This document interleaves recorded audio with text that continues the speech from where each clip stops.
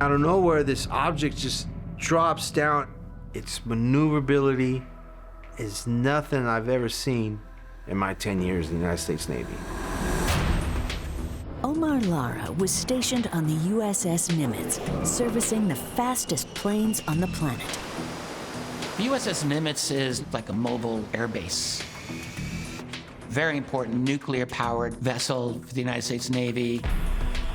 If the United States has to engage in any combat situation, the Nimitz fleet will go to that location to stop any threat. In early December 2004, Omar saw an incredible and unexplainable flying object as the Nimitz returned home from the Middle East. He would never be the same again. You would never even think that any aircraft on our planet could even come close to our battle group. There's just so many defense systems that get lit off the minute one of these things are even approaching our vicinity. If the military's prime directive is to prevent all enemies from entering a certain territory, and a UFO goes streaking through, then that is a threat of the highest priority. Prior to the incident, I wasn't a big UFO follower or believer in the phenomenon. But on this fateful evening, as the Nimitz approaches port, a sailor falls overboard, sending the crew into action. We were trying to find out on the flight deck where this guy had fallen over, and they said man overboard, starboard side. In addition to Omar Lara, 30 other crew are present for what happens next. The sailor was illuminated by the spotlight from those who were handling the rescue operation. And that's when this object comes down from the sky at an incredible speed.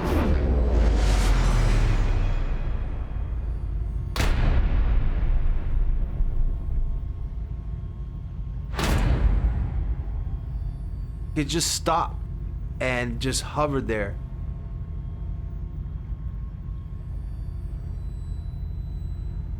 It was oval, 40 feet maybe, size of one of our H-53 helicopters. Keep in mind, we're still off the coast of San Diego, so something is in basically our airspace and within the vicinity of our country. The shocking UFO encounter stuns Omar and his shipmates. The object had no exhaust plumes, no source of propulsion. It was completely silent. Military personnel, they're trained to be observers, to identify different forms of aircraft. When you see this object be absolutely silent, there's a disconnect there. Even at a distance, you can hear a helicopter in the ocean, but this thing wasn't giving out sound. Scary encounters over restricted airspace have been happening for decades. There were unnerving sightings during the tense early days of the Cold War. One of the most startling encounters took place in July of 1952. Air traffic controllers tracked 6 unknown aircraft making their way towards Washington, D.C. Numerous saucer-shaped objects were seen. They were captured on radar. I am here to discuss the so-called flying saucers. People on the ground describe these objects as being bright orange, white-colored objects that slowed down and hovered over the city for a brief moment before changing direction and moving again in strange and bizarre ways. The Air Force interest in this problem has been due to our feeling of an obligation to identify and analyze to the best of our ability anything in the air that may have the possibility of threat or menace to the United States. This incident had all the credible aspects. Highly trained radar technicians, people from all fields witnessing these craft. After we have this whole media frenzy over it, now a sighting in the sky is a UFO and is quite possibly extraterrestrial. As a result of this incident, the Air Force began to do significantly more research and investigation into the UFO phenomenon. From the 1950s right up to today, the mystery and fear continues. Any object, enemy, or anything drops into our protected airspace, for us to not be able to do anything to it is just an eyebrow raiser for those who are in charge of our safety. Every nation has to maintain its security and then protect it from external threats. But flying objects that we don't understand leave us powerless and vulnerable. Violating the secure airspace of Rafael Hernandez Military Airport in Puerto Rico, an unidentified flying object stuns onlookers, performing unbelievable maneuvers.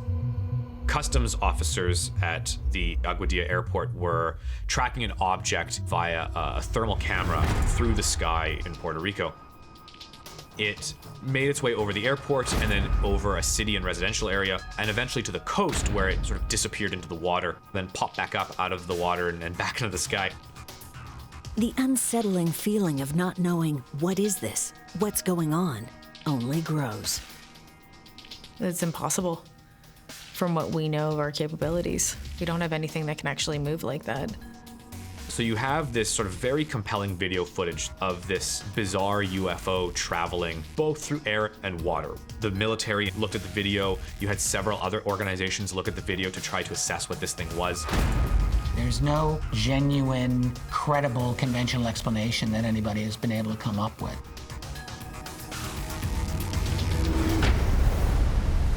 UFO-related breaches around state-of-the-art warships, nuclear missile silos, and strategic military bases leave us open to attack and searching for answers.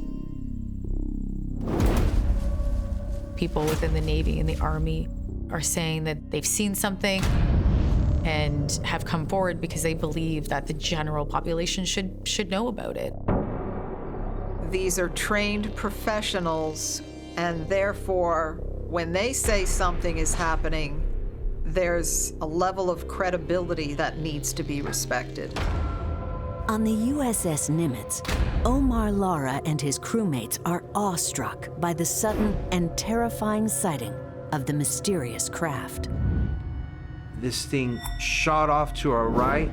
There's no wind-up, nothing. It moves so fast that you have to turn your torso just to keep up with it. We would have our jets do flybys, and they would be at supersonic speeds. You could follow any one of our jets with your eyeballs. This object, we literally had to move our torso to just keep up with it. Suddenly, the battle station alarm sounds, putting the Nimitz into high alert.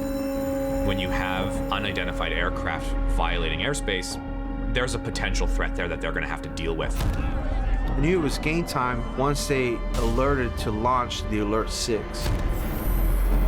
The Nimitz crew prepares to engage with a UFO. It was not a drill. Everyone needs to report to their battle station.